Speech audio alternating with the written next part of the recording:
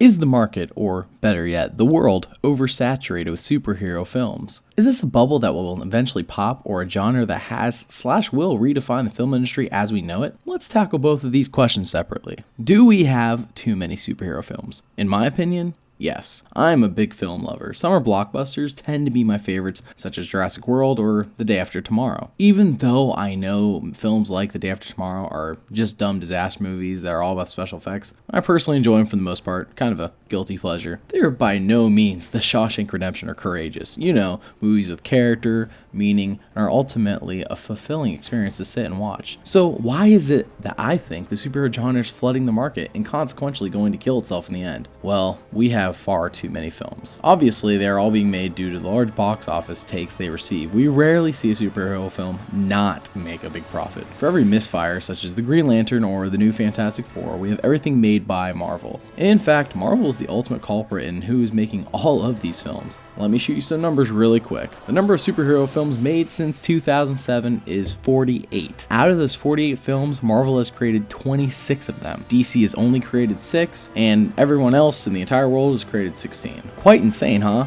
So is Marvel to blame for all this? No, simply put, they have a formula that they have found works. Their job is to make money. Let me just say that they have figured out how to do just that with their films. Reality is that the audience is the one blamed for all these films. Most people love them without a second thought. However, I am in the small minority of people who have come to realize that all these films are, well, they're really just the same. They all follow the same format. They tend to be pretty good, nothing special aside from the occasional film such as the first Avengers film or Guardians of the Galaxy. The rest are as forgettable as Thor. Certainly not boring, but I can't see myself wanting to own them on Blu-ray anytime soon. Marvel films tend to do nothing new, nothing game-changing. Sure, it is fun to watch them. Sure, it is cool to see all these heroes interconnect with each other and all these films connect to each other. But now we have reached a point where there are just so many of them. Heck, most of the time they are too concerned with setting up future films rather than focusing on making the film at hand the best that it can be. See Age of Ultron as the prime example. To be clear, this isn't one big hate fest on Marvel or superhero films in general. I really do love the Avengers, Chronicle, and the original Spider-Man trilogy. However, the internet is already inundated with love for every single superhero film that feels like people are overlooking how most of these films are just exactly the same and ultimately pointless to watch. You already know how they're gonna go and how they're gonna end. There's never a plot twist, never an ending where the bad guy wins and all is lost, and never an obstacle that can't be overcome. Now, I know this isn't a superhero film, but The Empire Strikes Back does all those previous things and is beloved because of it. Luke getting his arm cut off, Vader revealing he is Luke's father, the Empire clearly having the upper hand was a great way to go about episode 5. This made you pumped to see episode 6.